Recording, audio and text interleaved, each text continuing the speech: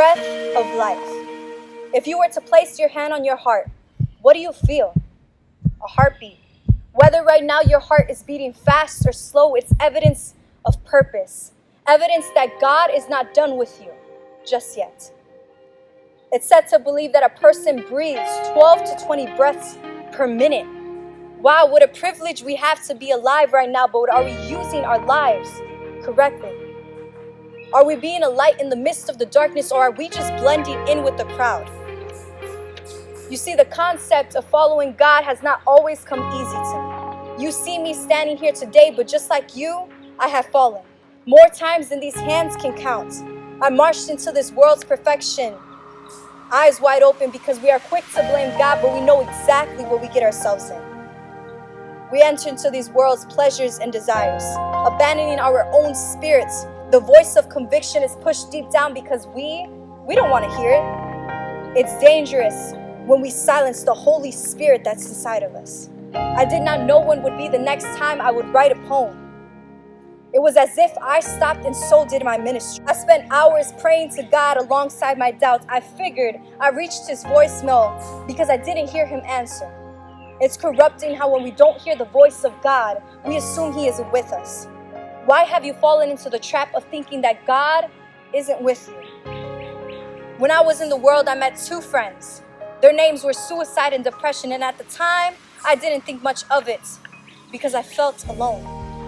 Fact is, when we feel alone, we do anything to not be it. My heart was rooted so deeply with depression and suicide, I did anything that they wanted. Just like you are right now. You allow the enemy to laugh in front of your face because you are not fighting for your life. Why aren't you fighting for your life? You are breathing, but do you really have the breath of life inside of you? Or are you just a dead person walking? I was suffocated with the toxins that depression and suicide inflicted in my mind. The enemy did not just knock on my door, but instead he made himself feel at home. I should have learned to lock the doors. Suicide and depression did their daily job of making me question my worth, and they stopped me from going to church. When you choose to follow God, it needs to be a definite decision. This is a spiritual warfare, and you have to push. There are specific people that God has assigned to you for you to spread the gospel, and if you don't allow yourself to be used, those people will be lost. Now I ask you once again, are you using your life correctly? You see me standing here today, but just like you, I was lost. The only difference is that I decided that my life was worth so much more. No matter the situation, no matter how deep you feel, no matter how broken you are, there is nothing that God cannot do.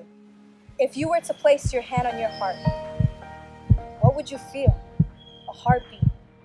Whether right now your heart is beating fast or slow, it's evidence of purpose, evidence that God is not done with you. Suicide and depression are not your friends, they're the devil in disguise. Inhale, exhale.